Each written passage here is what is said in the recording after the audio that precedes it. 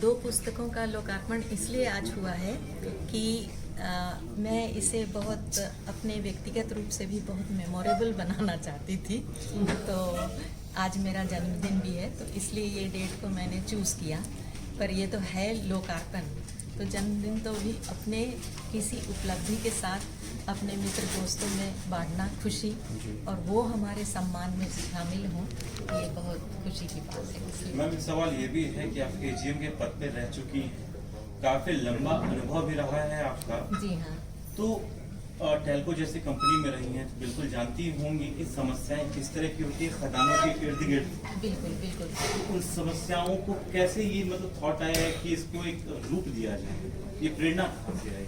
ये प्रेरणा यहाँ से आई कि चूँकि मैं ना टाटा मोटर्स जो है टेल्को पहले का, उसमें मैं कॉरपोरेट सोशल रिस्पॉन्सिबिलिटी की हेड थी। तो हाँ, इस पद पर रहते हुए और स्वयं भी एक ट्राइबल हूँ, तो बहुत सारे गांवों में विस्थापन हुआ है जहाँ से पलायन हुआ है, और जहाँ पर रिहैबिलिटेशन का काम भी पूरा नहीं हुआ है कई वर्षों से।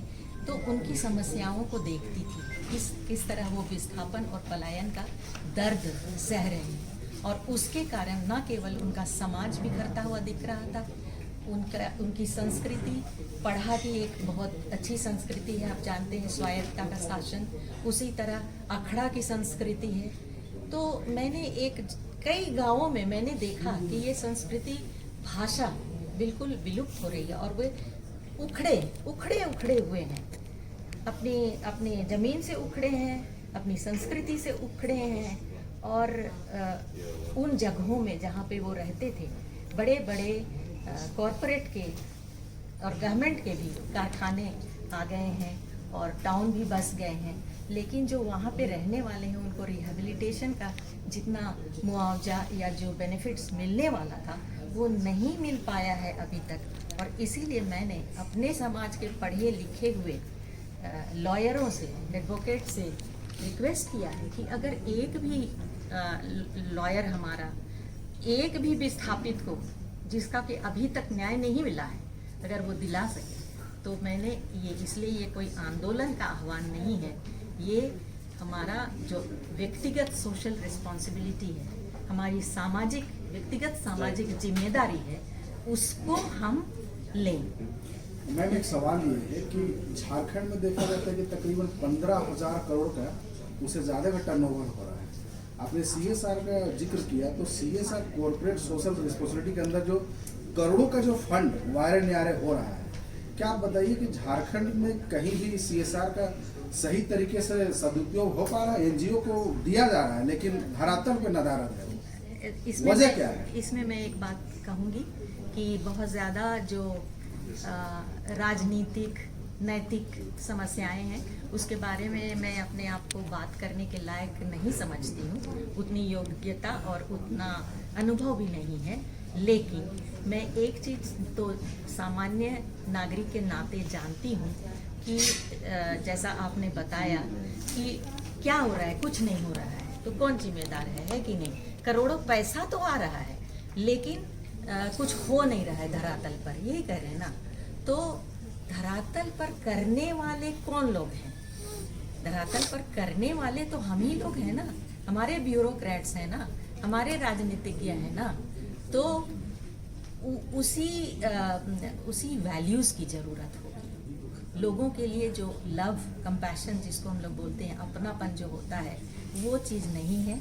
इसके लिए लोग पैसा बनाने में जरूर। क्या आप मानते हैं कि इस सीएसआर फंड के लूट में ब्यूरोक्रेट्स हो या फिर पॉलिटिशियन हो, इसके उस फंड पे हावी हैं, और यही वजह रहता है कि उस फंड का झारखंड में दिखता नहीं है? लेकिन हाँ, वही बोलती हूँ मैं, इसके बारे में कमेंट करने के लिए मैं उतनी परिपक्व नहीं हूँ, पहली बात।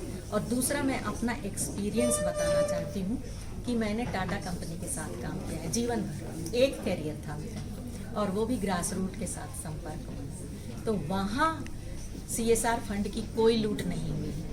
मैं एक उदाहरण देना चाहती हूँ। आपने तो श्री रतन टाटा के निधन पर सुना ही होगा कि सबसे ज़्यादा जो है वो अपने 60% ऑफ जो अपनी पर्सनल संपत्ति है उसको ये में लगाते थे, सामाजिक कार्यों में लगाते थे। तो मैंने वो एथिक्स, वो नैतिक मूल्य देखा है बिजनेस में। तो मैंने देखा है कि वहाँ पे कोई एम्प्लॉई ना तो एम्प्लॉयर कोई लूट नहीं करता है CSR फंड का, पहली बात।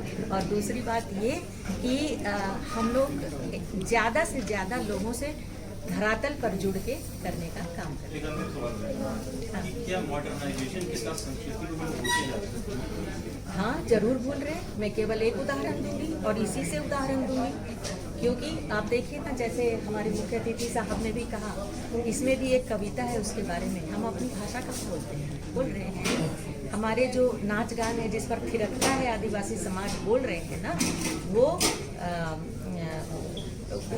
उसी को, जैसे केवल ऊपर ऊपर जो दिखता है ना उसी को, उसका दर्द को तो कोई नहीं देखता है ना। तो एक उदाहरण मैं दूंगी कि आज अगर आप किसी भी आदिवासी समाज के शादी ब्याह में चले जाइए तो आज नागपुरी गाना पर आदिवासी डांस नहीं होता है, डिस्को नाच होता है। तो ये तो संस्कृति का टूटना ही है ना। तो इसलिए संस्कृति से तो भाषा के बारे में हो, चाहे और भी चीज़ों के बारे में हो, जैसे पढ़ा का मैंने नाम लिया, अखड़ा का मैंने नाम लिया, ओरिजिनलिटी से हम लोग बहुत दूर भाग रहे हैं और बहुत प्रभावित हैं। अच्छा, ये दोनों पुस्तक आम नागरिकों तक किस माध्यम से पहुंच सकता है? क्या प्रोसेस होगा इसको लेने का? इसका आम माध्यम यही है कि मैं कविता पाठ करती हूँ, समझ गए ना। पहली बात तो ये है कि, और थोड़ा सा ईश्वर ने नैक भी दिया है कविता पाठ करने का। तो ये मैं कई ग्रुप्स में मुझे बुलाया भी जाता है और इन कविताओं को मैं पढ़ती हूँ। और एक तो वहाँ पर से आप समझ जाएंगे कि इसका हम लोग अधिक से अधिक प्रचार प्रसार करेंगे। बल्कि मेरे पास तो पूरा लिस्ट बना हुआ है कि कहाँ तक ये जा सकता है। ये बहुत आखिरी तक जा सकता है, क्योंकि ये समाज की एकदम धरातल की समस्याओं को जो है ये करना है। और सबसे ज़्यादा तो बुद्धिजीवी वर्ग को और युवा वर्ग को, के लिए कॉपी पेस्ट करने से कोई रिसर्च नहीं होता है जो अभी देखा जा रहा है। तो शोध करें, गांवों में जाएं और वहाँ से सच्ची भावनाओं को लेकर के आएं, और बहुत सारे लोग इस प्रकार की चीज़ें करें और लिखें ताकि ये अधिक से अधिक प्रचार प्रसार हो। Thank you.